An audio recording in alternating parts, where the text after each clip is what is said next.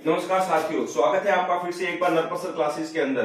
कल हमने योगा की पहली क्लास ली थी, अब आज सेकंड क्लास है। योगा का टॉपिक बहुत इंपॉर्टेंट है। इसमें से 10 क्वेश्चन फिजिकल एजुकेशन के एग्जाम में पूछे जाते हैं। बहुत ही इजी क्वेश्चन पूछे जाते हैं। मैं आपको एक विश्वास दिलाना चाहता हूं कि मैं आपको पहले योगा पूरा करवाऊंगा, यानी आपको 10 के 10 क्वेश्चन सही करने का आसान मौका दिलाऊंगा, उसके बाद ही दूसरा टॉपिक लूंगा। इसलिए आप इस वीडियो को जितना हो सके शेयर कर दीजिए। कोई लाइक करने की जरूरत नहीं है, कोई भी कमेंट करने की जरूरत नहीं है, आप बस शेयर कर दीजिए। जितने ज्यादा से ज्यादा लोगों तक ये पहुंचेगी सामग्री, उतने ज्यादा लोगों का भला हो जाएगा। ठीक है, किसी भी कोचिंग में जाने की जरूरत नहीं है। नरपत सर पढ़ा रहे हैं। अब बार बार आप क्वेश्चन पूछते हो, सर कौन सी कोचिंग में पढ़ाओगे, सर कौन सी कोचिंग में पढ़ाओगे। मैं गवर्नमेंट एम्प्लॉय हूं, मैं किसी कोचिंग में नहीं पढ़ाऊंगा। इस बार मैंने मन बना लिया है कि आपको 101% जो बेसिक नॉलेज है वो आपको मैं वीडियो के माध्यम से दूंगा, और इसके बाद में जैसे ही योगा पूरा होगा, इसका पूरा आपको 101% मटेरियल भी आपको एज ए पीडीएफ उपलब्ध करवा दूंगा। ठीक है, हैंड रिटन मटेरियल होगा। और पिछले साल के जो 8 के, 11 के, 13 के, 17 के जो भी क्वेश्चन आए हुए हैं ना, वो सभी भी आपको, योगा वाले जितने क्वेश्चन आए हुए सभी आपको मिल जाएंगे। बकायदा यहाँ पे सॉल्व करवा दूंगा आपके लिए। और तो क्या कर सकता हूँ, पर मैं कोचिंग्स में नहीं पढ़ा सकता इस बार, कुछ मजबूरियां है और फैमिली मजबूरी भी है और कुछ सरकारी दबाव भी है। ठीक है, तो देखिए हमने कल पढ़ा था अष्टांग योग। अष्टांग योग किसने दिया था? महर्षि पतंजलि ने। 8 स्टेप या सोपान जिसे हमने कहा था। योग सूत्र की रचना कब हुई थी? 147 बीसी में। किसने लिखा था? महर्षि पतंजलि ने इसको लिखा था। देखिए, महर्षि पतंजलि ने अष्टांग योग का पहला पार्ट कौन सा बताया था? पहला पार्ट बताया था यम। क्या बताया था? यम। यम का जो बेसिक आशय होता है वो होता है समय। यम का आशय क्या होता है? समय।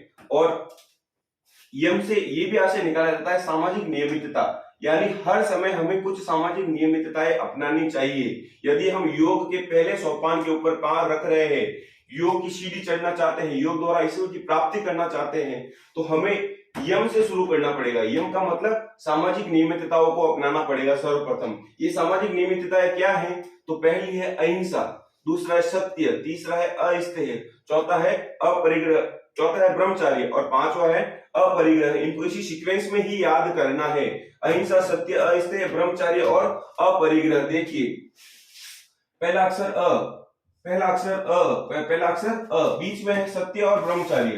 अहिंसा, सत्य, अस्तेय, ब्रह्मचार्य और अपरिग्रह। पहला, पांचवा और बीच वाला तीनों अ से स्टार्ट हो रहे हैं। इस चीज को ध्यान रखना, सीक्वेंस यही रहेगा। अहिंसा किसे कहते हैं? अहिंसा तन, मन या वचनों से, तन, मन या वचनों से किसी को हिंसा ना पहुंचाना, किसी को हिंसा ना पहुंचाना, किसी को हिंसा ना पहुंचाना ही क्या है? अहिंसा है। अगर एक बार आपने अहिंसा के मार्ग को अपना दिया, महात्मा गांधी जी ने अहिंसा के मार्ग को अपनाया था। तो देखिए, तन से मतलब अपने शरीर से किसी के साथ मारपीट नहीं करनी है। ठीक है, मन से मतलब मारपीट करने के बारे में मन से सोचना भी नहीं है कि भाई मैं उसको देख लूंगा, या फिर ऐसे कुछ भी मन में ऐसा नहीं सोचना है। और तीसरा, वचनों से। अब आपने तन से भी नहीं मारपीट की या अहिंसा के बारे में नहीं सोचा, मन से भी नहीं सोचा, अब वचनों से किसी को बोल के आ गए, अभी एक थप्पड़ पड़ेगा, तो ये आप मन में नहीं है आपके मारने की, ठीक है, ना ही आप उसको फिजिकली मार रहे हो, ठीक है, पर आपने वचन से बोल दिया उसको। तो ना ही तो तन से, ना ही मन से, ना ही वचन से किसी प्रकार को हिंसा, किसी को भी किसी प्रकार की हिंसा नहीं पहुंचाना, वही क्या है? अहिंसा है। अब देखिए, दूसरा है सत्य। वास्तविक घटना का वर्णन, वास्तविक घटना या ज्ञात घटना का वर्णन ही क्या है? सत्य है। अब देखिए, कोई भी एक घटना हुई, नरपत सर ने आज क्लास ली, ठीक है, अब ये वास्तविक घटना है, ठीक है, आपको अगर इसके बारे में ज्ञात है, सही नॉलेज है, तो ही है ना वो क्या कहलाएगा? सत्य कहलाएगा। अगर आपने कोई चीज सोची, आपके दिमाग में है, ठीक है, तो वो मिथ्या है, वो झूठ हो सकता है। ठीक है, तो वास्तविक घटना, ठीक है, इसमें कोई भी लाग लपेट नहीं करना, मन से कोई भी बात मिक्स नहीं करनी है। हमें को जो चीज वास्तविक है एक और एक दो ही होते हैं तो दो ही हो गए, जोड़ने पर एक और एक दो ही होते हैं, ठीक है। तो ये वास्तविक घटना है, ज्ञात घटना का सही सही वर्णन, बिल्कुल मेल मिलाप नहीं करना है, ठीक है। आगे देखिए, अस्तेय। अस्तेय, अस्तेय का मतलब क्या होता है? अस्तेय का मतलब होता है चोरी नहीं करना। क्या नहीं करना? चोरी नहीं करना। चोरी नहीं करना या फिर पराई वस्तु पर अपना अधिकार नहीं करना। पराई वस्तु पर अधिकार नहीं करना। बस जो चीज हमारी है उसी में संतोष करना, किसी भी पराई वस्तु को पर अपना अधिकार नहीं करना, ठीक है, ना ही चोरी करना। ये चीज बिल्कुल इजी है, समझ में आ जाएगी। बस आपको इनको पॉइंट्स को याद रखना है। अहिंसा, सत्य, अस्तेय, ब्रह्मचार्य और अपरिग्रह। ब्रह्मचार्य क्या होता है? ब्रह्मचार्य होता है, पहला तो होता है ब्रह्मा की उपासना। क्या होता है? ब्रह्मा, ब्रह्मा की उपासना, उपासना। और दूसरा होता है ब्रह्मचार्य। ब्रह्मचार्य का मतलब होता है हमारी जो यौन इंद्रियां है, यौन इंद्रियां है उन पर नियंत्रण करना, यौन इंद्रियों पर नियंत्रण। देखिए यही ब्रह्मचार्य है। अब आप कहेंगे सर फिर तो शादीशुदा व्यक्ति ब्रह्मचार्य को अपना ही नहीं सकता है, ठीक है। तो देखिए ब्रह्मा की उपासना तो शादीशुदा व्यक्ति भी कर सकता है। यौन इंद्रियों को नियंत्रित करना, इसका मतलब होता है, देखो अपने पौराणिक शास्त्रों में भी कहा गया है कि एक नारी सो ही ब्रह्मचारी, ठीक है। जिसके मतलब जिसे अन्य स्त्री को या नारी को देखकर विलासिता का भाव उत्पन्न नहीं होता है तो वह ब्रह्मचार्य का पालन ही कर रहा है। देखिए तीसरा पॉइंट है अपरिग्रह। क्या है? अपरिग्रह। अ का मतलब होता है नहीं, परि का मतलब होता है चारों ओर, और ग्रह सब मुझे चाहिए, सब मुझे, सारा पैसा मुझे दे दो, सारा पैसा मुझे दे दो, ठीक है। सारा पैसा नहीं चाहिए, आवश्यकता से अधिक इकट्ठा नहीं करना है, आवश्यकता से अधिक संग्रह नहीं करना, संग्रह नहीं करना, संग्रह नहीं करना।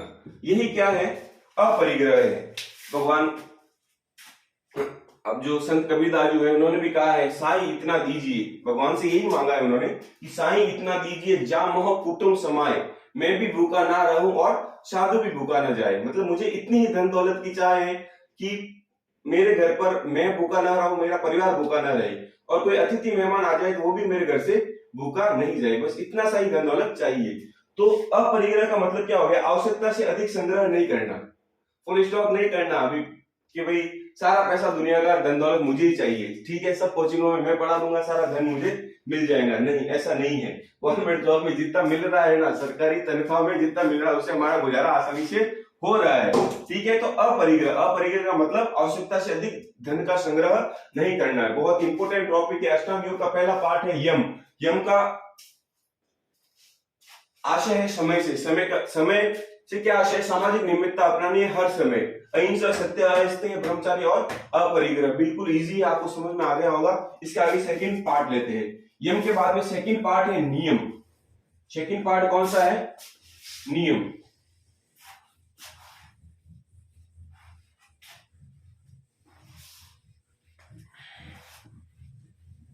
यम के बाद में सेकंड पार्ट है नियम, दूसरा पार्ट है नियम।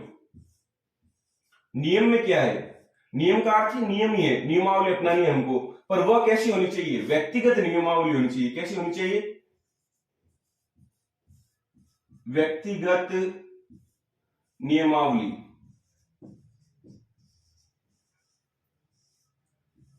नियमावली कैसी होनी चाहिए? व्यक्तिगत नियमावली होनी चाहिए। व्यक्तिगत तौर पर हमें खुद के लिए, हमें सेल्फ, खुद के लिए, ये तो था समाज के लिए। योग का पहला स्टेप तो होगा यम। यम जो योग का पहला स्टेप है, भगवान से मिलने का पहला स्टेप जो है, आत्मा का परमात्मा से मिलने का पहला स्टेप जो है यम, वो तो किसके लिए है? सामाजिक नियमितता के लिए। पर हम दूसरों के प्रति कैसे है? अब देखिए सेकंड नियम किसके लिए आएगा? खुद के लिए कौन सा नियम आएगा? सेकंड नियम आएगा। व्यक्तिगत नियमावली क्या है? व्यक्तिगत नियमावली भी 5 है। पहली कौन सी है? सोच। पहली कौन सी है?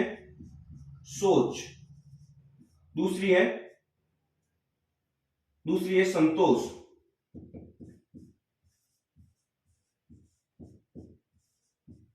तीसरी है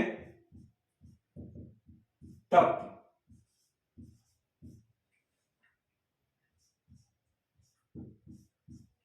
सोच, संतोष, तप,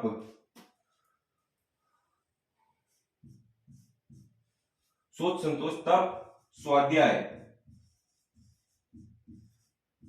और ईश्वरीय प्राणिधान।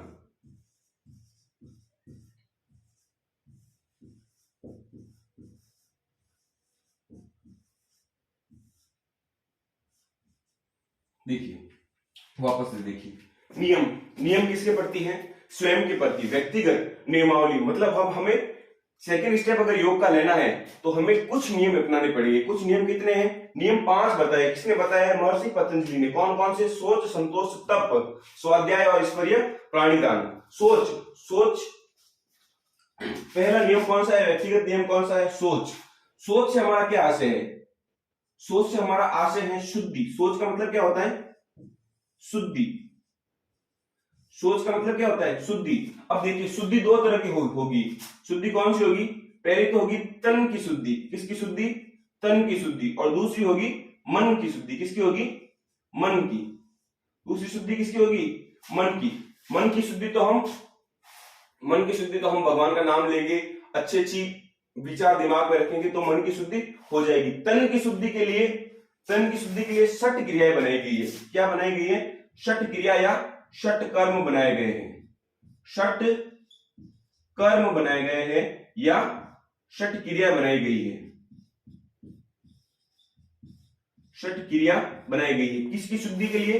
तन की शुद्धि के लिए। किसकी शुद्धि के लिए? तन की शुद्धि के लिए, यानी शरीर की शुद्धि के लिए।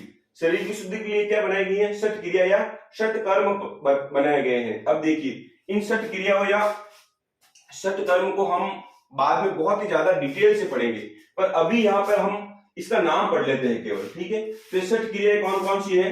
तो ये 6 क्रियाएं हैं नेति, शरीर की शुद्धि की बात कर रहा हूं, नेति। दूसरा है धोती, तीसरा है वस्ती, चौथा है त्राटक,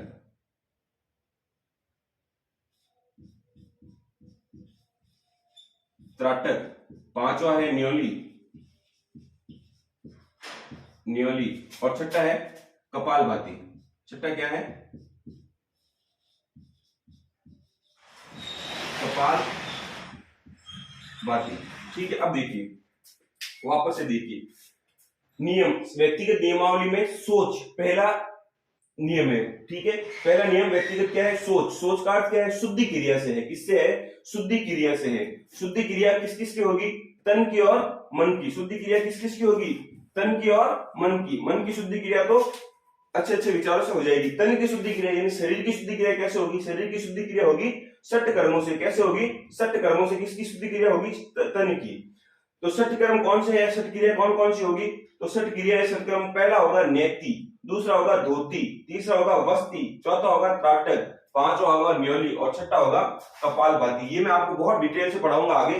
अभी आप केवल इनका नाम याद कर लो, क्योंकि क्वेश्चन पूछा जा सकता है कि सोच से हमारा क्या आशय है? सोच से हमारा आशय है शुद्धि। शुद्धि किसकी? तन की और मन की।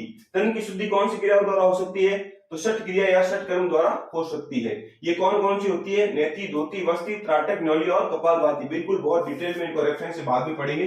अब देखिए, नियम का दूसरा नियम क्या है? संतोष बिल्कुल समझाने की जरूरत नहीं है। संतोष, आत्म संतोष रखना है। कैसा संतोष रखना है? आत्म संतोष।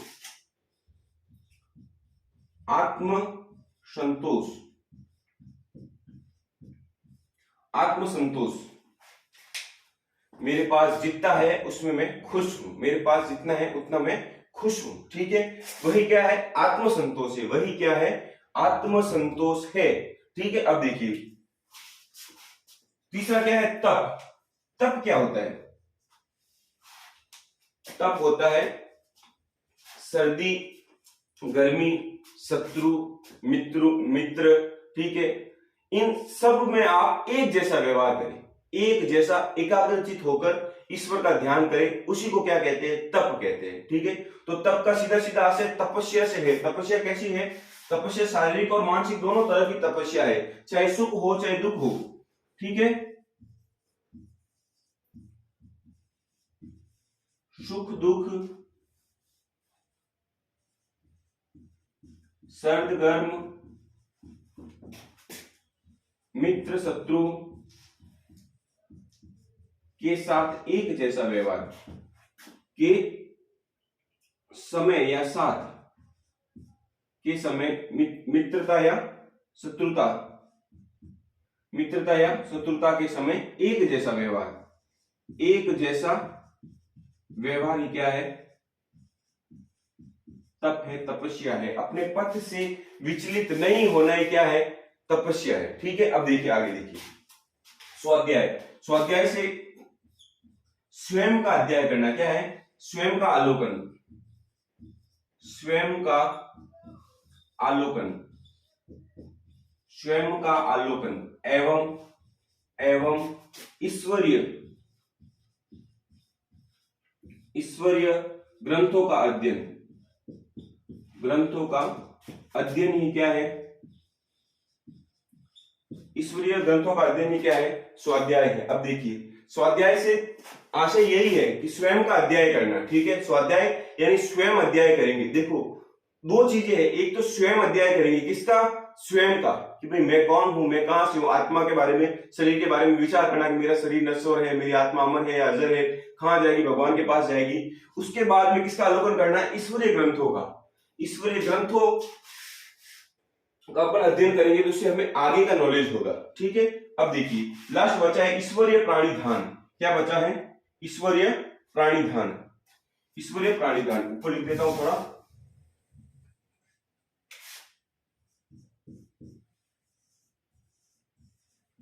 ईश्वरीय प्राणिधान। ईश्वरीय प्राणिधान का क्या आशय है, ईश्वरीय प्राणिधान का आशय है सर्वस्व, सर्वस्व यानी सब कुछ, सभी ईश्वर को सौंप दो,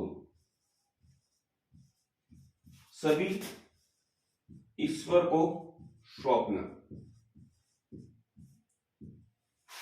सभी ईश्वर को कैसे सौंपेंगे, सभी ईश्वर को सौंपने से आशय है भगवान मेरे पास मेरा कुछ भी नहीं है। ठीक है, मेरे पास जो भी पैसे है, जो भी कपड़े हैं, जो मेरा शरीर है, ठीक है, जो आपने मुझे आंखें कान नाक जो सब कुछ दिया है, वो सब किसका है, आपका है। अगर मैं कोई कार्य कर रहा हूं, बोलते हैं मैंने ये कार्य किया, मैंने नहीं किया, मैंने यूट्यूब नहीं बनाया, मैंने आपको योगा नहीं पढ़ाया, ये योगा मेरे से कौन पढ़वा रहा है, मेरे से भगवान पढ़वा रहे हैं। ठीक है ना, बस इसी को हम क्या कहेंगे, ईश्वर प्राणिधान। सब कुछ, सर्वस्व, समस्त चीजें किसको सौंप देनी है, ईश्वर को सौंप देनी है। किसी चीज के लिए, किसी घटना के लिए स्वयं को जिम्मेदार नहीं मानना कि भाई ये तो ईश्वर ने करवाया है मेरे से। ठीक है, अरे अच्छा काम, ऐसे नहीं कि जाके जलेबी खा रहे हो, बोल रहे ईश्वर खिला रहा है, ईश्वर जलेबी नहीं, कि वो भी जलेबी ईश्वर ही खिला रहा है, तुमने कोई अच्छे कर्म किए होंगे। तो सर्वस्व किसको सौंपना है, ईश्वर को सौंपना है। इसी को हम क्या कहेंगे, ईश्वरीय प्राणिधान कहेंगे। ठीक है, सभी ईश्वर को सौंपना,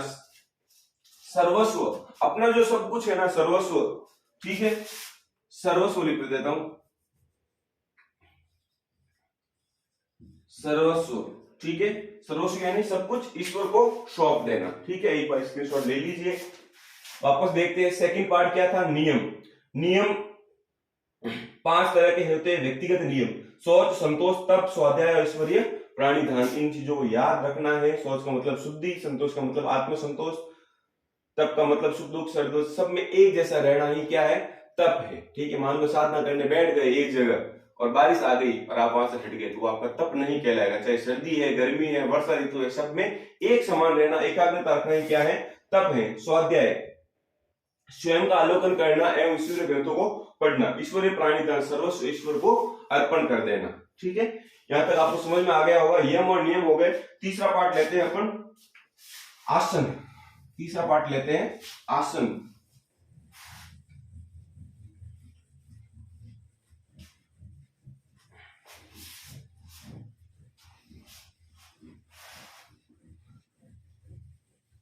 तीसरा पार्ट लेते हैं, आसन। आसन क्या है? आसन आपको बड़ा बता देते हैं अभी आसन क्या है। आसन तीसरा स्टेप या तृतीय सोपान क्या है? आसन। महर्षि पतंजलि ने इसकी एक बहुत ही अच्छी डेफिनेशन दी है, परिभाषा दी है। स्थिर सुखम आसनम, स्थिर सुखम आसनम, आसनम वह स्थिति या वह स्थिर अवस्था जिसमें हमारा शरीर सुख का अनुभव करे, वह क्या है? आसन है। ठीक है, सामान्य जो विद्वान है उन्होंने आसन के बारे में लिखा है। आसन भी आपके चैप्टर में बहुत लंबे से है, आसन भी है, आसन विकृतियां भी है, तो वहां हम इसको बहुत ही डिटेल से पढ़ लेंगे।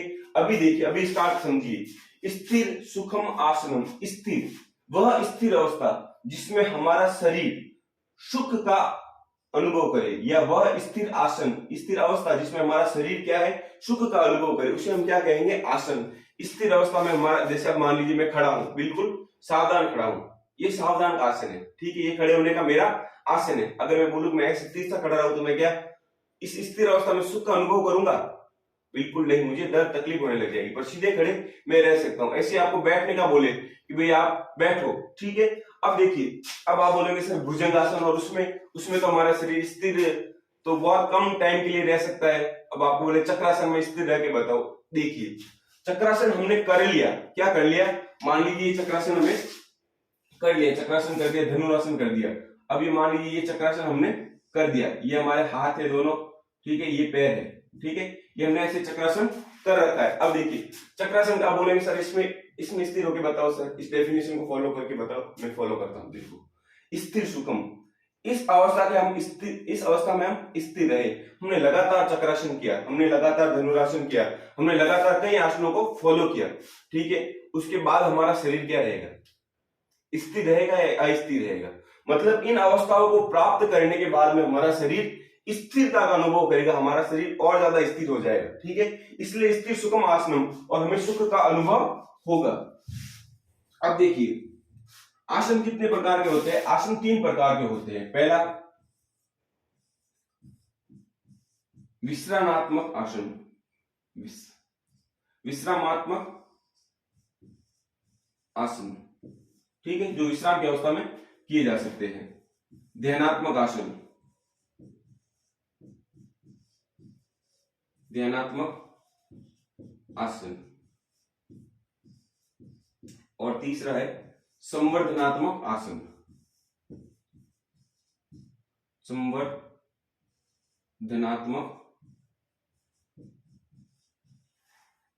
आसन, संवर्धनात्मक आसन कौन कौन से होंगे? अब देखिए, विश्रामात्मक आसन, शवासन ले लीजिए। शवासन, बिल्कुल सो गए, बिल्कुल एकाग्रचित हो गए जमीन पे, सुपाइन पोजीशन के अंदर सो गए, उसको अपन क्या कहेंगे? शवासन। विश्राम की अनुभूति होगी। मकरासन, मकरासन सीधा सोना तो शवासन है, और वापस उल्टा सोना क्या है? मकरासन, मगरमच्छ की तरह, ठीक है। अब देखिए दूसरा ध्यानात्मक आसन, ध्यानात्मक आसन जिसमें हम ध्यान करते हैं। ध्यान कौन कौन से? जिसमें पद्म आसन भी कहते हैं, इसको क्या कहते हैं? पद्म आसन, या कमलासन, इसको कमलासन भी कहते हैं, कमलासन, ठीक है।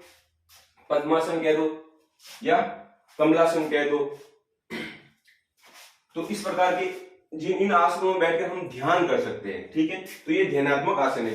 बहुत सारे आसन है, अभी मैं केवल एग्जांपल बता रहा हूं आपको, एक एक दो, ठीक है। उसके बाद में इसको डिटेल से पढ़ाएंगे। आसन आपके बहुत ज्यादा डिटेल में है, उमूमन आपके शवासन भी बहुत ज्यादा डिटेल में है। शवासन भी कम से कम आपको 2-3 पेज के अंदर पढ़ना पड़ेगा, ठीक है। अब वापस आगे देखिए, पढ़ाएंगे आपको, आगे पढ़ाएंगे इनके बारे में, बहुत डिटेल से पढ़ाएंगे। संवर्धनात्मक आसन, संवर्धनात्मक आसन ये देखो व्यायामात्मक, जिनसे हम व्यायाम के रूप में करते हैं, ठीक है, ये संवर्धनात्मक आसन है।